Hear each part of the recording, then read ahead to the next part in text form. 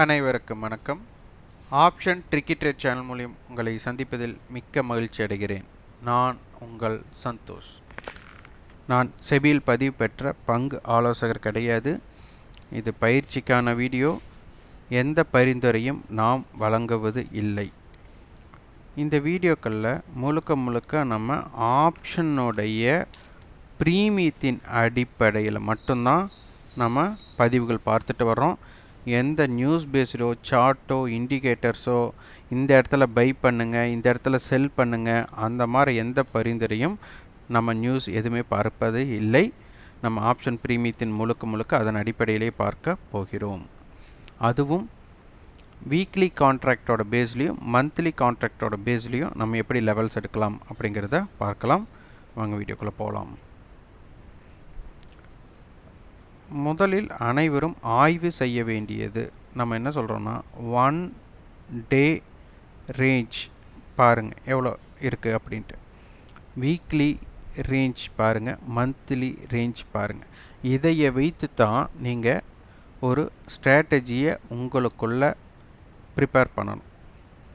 ஒரு நாளோட ரேஞ்ச் அப்படின்னா பேங்க் நிஃப்டி அப்படின்னா குறைந்தபட்சம் நம்மளுக்கு 300 இருந்து 500 புள்ளிகள் இருக்க வேண்டும். வீக்லி ரேஞ்ச் அப்படின்னா நம்மளுக்கு 1000 புள்ளிகள் இருந்து 1500 வரணும். மந்த்லி ரேஞ்ச் இன்னும் நம்ம அதிகமாக அதை ஆய்வு செய்யலை. ஆய்வு செஞ்சவங்க நீங்கள் ஃபீட்பேக்காக பதிவு பண்ணுங்கள். இந்த 300 to 500 புள்ளிகள் ஒரு நாளோட ரேஞ்சும் ஒரு வாரத்தோட ரேஞ்ச் 1000 to 1500 புள்ளிகளை தீர்மானிக்கக்கூடிய விஷயங்கள் காரணிகளாக அப்படி பார்த்திங்கன்னா ஸ்பாட் மார்க்கெட்டுக்கும் ஃபியூச்சர் மார்க்கெட்டுக்கும் உள்ள வித்தியாசம். அடுத்து ஆப்ஷன் டேபிளில் என்ன ஹெட்ஜ் அமைந்துள்ளது அப்படிங்கிற. அடுத்தது இம்ப்ளைடு வாலட்டிலிட்டி அப்படின்னு சொல்லுவோம். அப்போ இது மிக முக்கிய காரணங்கள். இதெல்லாம் நம்மளுக்கு மிக முக்கிய காரணங்களாக அமையும். அப்போ ரேஞ்ச் நம்மளுக்கு எக்ஸ்பேண்ட் ஆகணும் அப்படின்னா அதற்கு தகுந்த மாதிரி அமைப்பு இருக்கணும். ரேஞ்ச் சுருக்கமாக இருக்கணும்னா அதற்கு தகுந்த ஒரு வாய்ப்பாக இருக்கணும். ஓகே, அடுத்தது ஓப்பன் ஸ்ட்ராட்டஜி அப்படிங்கிற விஷயத்தையும் நீங்கள் ப்ரிப்பேர் பண்ணணும். நம்மளுக்கு ஓப்பன் மேலே நிலை பெற்றால் ஒரு பாசிட்டிவ், ஓப்பனுக்கு கீழே நிலை பெற்றால் ஒரு நெகட்டிவ் அப்படிங்கிற மாதிரியும். அப்போ ப்ரீவியஸ் க்ளோஸுக்கு மேலே நிலை பெற்றால் ஒரு பாசிட்டிவ், ப்ரீவியஸ் க்ளோஸுக்கு கீழ் நிலை பெற்றால் ஒரு நெகட்டிவ். இப்போ எப்படி மேத்தமெட்டிக்ஸ் கணிதத்தில் உங்களுக்கு கூட்டல் கழித்தல் இதற்குடான பெருக்கு ஃபார்முலா இருக்குது. மல்டிஃபை ஃபார்முலாவிட்ட ப்ளஸ் இன்ட்டு ப்ளஸ் எப்படி ப்ளஸ் ஆகுதோ, மைனஸ் இன்ட்டு மைனஸ் எப்படி ப்ளஸ் ஆகிறதோ, மைனஸ் இன்ட்டு ப்ளஸ் எப்படி மைனஸ் ஆகிறதோ, ப்ளஸ் இன்ட்டு மைனஸ் அந்த மாதிரி நம்மளுக்கு எப்படி அந்த கணிதம் இருக்கிறதோ அதுபோல் நம்மளுக்கு ஓப்பனுக்கு மேல் நிலை பெற்றால், ப்ரீவியஸ் க்ளோஸுக்கு மேல் நிலை பெற்றால் அது ஒரு டபுள் பாசிட்டிவ் அப்படிங்கிற மாதிரி. ஓப்பனுக்கு கீழே நிலை பெற்று ப்ரீவியஸ் க்ளோஸுக்கு மேல் நிலை பெற்றால் அது ஒரு மைனஸ் அப்படிங்கிறக்க மேலே. ஏன்னா ப்ளஸ்ஸும் மைனஸும் இணைந்தது, அப்போ மைனஸ் நம்மளுக்கு. இதே ஓப்பனுக்கு கீழ் நிலை பெற்று ப்ரீவியஸ் க்ளோஸுக்கு கீழ் நிலை பெற்றால் அது மைனஸ் இன்ட்டு மைனஸ் ப்ளஸ் அப்படிங்கிற மாதிரி. ஓப்பனுக்கு கீழே ப்ரீவியஸ் க்ளோஸுக்கு கீழே தான் நல்ல ஒரு செல்லிங் ப்ரெஷர் இருக்கக்கூடிய வாய்ப்பாக அமையும். ஸோ இது போல் நீங்கள் ஒரு ஸ்ட்ராட்டஜிஸ் நீங்கள் உங்களுக்குள்ளே பின்பற்ற வேண்டும். ஏன்னா சந்தையை பொறுத்தவரை நம்மளுக்கு buying pressure and selling pressure, இதை பிரேக் அவுட் ஸ்ட்ராட்டஜிக்குள்ளே தான் பார்ப்பீங்க. அந்த பிரேக் அவுட் நடக்கும்போது இந்த விஷயங்கள் பையிங் ப்ரெஷர் இருந்தால் தான் மேலே போகும், செல்லிங் ப்ரெஷர் இருந்தால் தான் கீழே போகும். அப்போ ரெண்டுமே இல்லாத சூழ்நிலைனா சைட்வேக்குள்ளே இருக்கும். ஸோ இதனை அழகாக நிதானமாக பொறுமையாக கற்றுக்கொண்டால் பங்கு சந்தை என்பது உங்களுக்கு வரமாக மாறும், இல்லை என்றால் பாரமாக இருக்கும். இப்போ இந்த இடத்துல பாருங்கள், 13 மார்ச் திங்கட்கிழமை ஆரம்பமான விலை 40,356. அன்றைய தினத்தோட ஹை 40,690, லோ பார்த்திங்கன்னா 39,454. அன்றைய தினம் முடிவுற்ற விலை 39,564. அப்போது ஓப்பன் டு ஹை அப்படிங்கும்போது கிட்டத்தட்ட ஒரு 300 புள்ளிகள், ஓப்பன் டு லோங்கும்போது ஒரு 900 புள்ளிகள். அப்போ கிட்டத்தட்ட 1200 புள்ளிகள் அன்றைக்கி பயணம் இருந்திருக்கு. அதற்கு அடுத்த பயணம் பாருங்கள், அதாவது இந்த ஹை டு லோ 1200 புள்ளிகள். அதற்கப்புறம் பாருங்கள் ஒரு 600 புள்ளிகள் பயணம். அதற்கு அடுத்த நாள் பாருங்கள் நம்மளுக்கு ஒரு 1000 புள்ளிகள் பயணம். அதற்கு அடுத்த நாள் பயணம் பார்த்திங்கன்னா ஒரு 700 புள்ளிகள். அதற்கு அடுத்த பயணம் பார்த்திங்கன்னா நம்மளுக்கு கிட்டத்தட்ட ஒரு 800 புள்ளிகள்.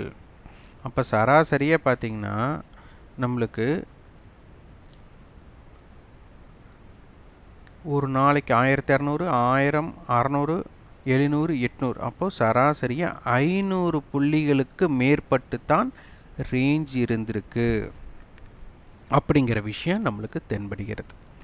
அடுத்தது நம்மளுக்கு 2077 புள்ளிகள். இந்த 2077 புள்ளிகள் அப்படிங்கிறது ஒரு வாரத்துடைய ரேஞ்ச் 1000 to 1500 புள்ளிகள் சொல்லுவோம், அதற்கு மேற்பட்டு இருந்திருக்கு. அப்போ ஓப்பன் டு ஹை பாருங்கள் 334 புள்ளி, ஓப்பன் டு லோ பார்த்திங்கன்னா 1743 புள்ளி. அப்போது கிட்டத்தட்ட ஓப்பன் டு ஹையை விட கிட்டத்தட்ட 4 மடங்கு 5 மடங்கு நம்மளுக்கு இந்த பக்கம் வீழ்ச்சியாக இருந்துள்ளது அப்படிங்கிறது தெரியுது. அப்போ open to high R open to low எப்போதெல்லாம் கேப் குறைவாக உள்ளதோ இப்போது ஓப்பன் அதை விட உண்டான டிஃப்ரெண்ட் ஓப்பன் டு ஹை. இப்போ ஓப்பன் டு ஹை ஒரு 100 புள்ளி அப்படின்னா ஒரு நாளோட பயணம் 500 புள்ளின்னா அதனுடைய மறுபக்கம் 400 புள்ளி இருக்கும். அந்த மாதிரி ஒரு எக்ஸாம்பிள் சொல்கிறேன். அப்போது ஓப்பன் டு ஹையோ ஓப்பன் டு லோவோ டிஸ்டன்ஸ் குறைவாக இருந்தால் அப்போ ஓப்பன் டு லோ அப்படிங்கிற வித்தியாசம் ஓப்பன் டு ஹையோட வித்தியாசம் மிக அதிகமாக இருக்க போகிறது அப்படிங்கிறது இது ஒரு லாஜிக். இதை நான் இதுதான் நடக்கும் அப்படின்னு சொல்ல வரல, லாஜிக்காக இதுதான் நடக்க வாய்ப்பு அப்படின்னு நான் சொல்ல வரேன். அப்போ இது போல் நீங்கள் பின்பற்றி பாருங்கள். எப்போதெல்லாம் ஓப்பன் டு ஹை குறைவாக இருக்கோ ஓப்பன் டு லோ பெருசாக இருக்கும். அதே மாதிரி ஓப்பன் டு லோ எப்போ டிஸ்டன்ஸ் கம்மியாக இருக்கோ ஓப்பன் டு ஹை டிஸ்டன்ஸ் அதிகமாக இருக்கும். அப்போ இதுபோல் எப்போதெல்லாம் அமைந்தால் அது சிறப்பாக இருக்கும் அப்படிங்கிற ஆய்வை செய்யுங்கள். அடுத்தது நம்மளுக்கு என்எஸ்சியில், அதாவது செபிஏ என்எஸ்சியோட எக்ஸ்சேஞ்ச்லேயே முதலீட்டை காப்பாற்றுவதற்காக ஹெட்ஜிங் முறைகள் அவங்க சொல்லியிருக்காங்க. அதில் மிக மிக மிக முக்கியமான ஒன்றாக இருப்பது ஒரு ஸ்ட்ரேடல், மற்றொன்று ஸ்ட்ரேங்கல் அப்படிங்கிறது இருக்குது. இந்த ஸ்ட்ரேடல் அப்படிங்கிறது ஒரே ஸ்ட்ரைக். இப்போ 39,000 அப்படின்னு எடுத்துட்டா அதனுடைய கால் மற்றும் புட் ஒரே இது. ஸ்ட்ரேங்கல்னா ஒரு ரேஞ்ச் எல்லை கொடுப்பது. இப்போ 39,000 புட் 39,500 கால் அந்த மாதிரி கொடுக்குறது. இப்போ இந்த ஸ்ட்ரேங்கல் எப்போவுமே அதிகபட்சமாக நம்மளுக்கு ஓடிஎம்மில் தான் இருக்கும். ஸோ அதையும் நீங்கள் கொஞ்சம் சற்று பார்த்து கொள்ள வேண்டும். இப்போ இந்த இடத்துல பார்த்தீங்கன்னா 39,000 புட் 39,500 கால் ஒரு ஸ்ட்ரேங்கல் கொடுத்துருக்காங்க. அப்போ இந்த இடத்துல சந்தை 39,000 39,500க்குள் இருக்க விருப்பப்படுகிறார்கள்.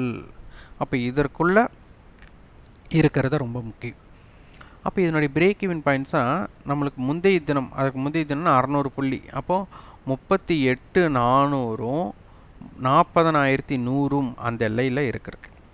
அப்போ 39,500 கால் 342 அதுக்கு முந்தைய நாள்னா அப்போ 39,842 அப்படிங்கிறது முக்கியம். அப்போ இதே மாதிரி தான் நாளைய தினத்திற்கு நாளைய தினம்னா அடுத்த வர்த்தகத்தில் அப்போ 39,000 புட் 39,500 கால் அப்படின்னா இதனோட டோட்டல் ப்ரீமியம் ஒரு 600 ரூபாய். அப்படின்னா 38,900 40,100 39,500 கால் 475 ரூபானா இதோட 39,975 39,000 113 லெஸ் பண்ணால் 38,817 87.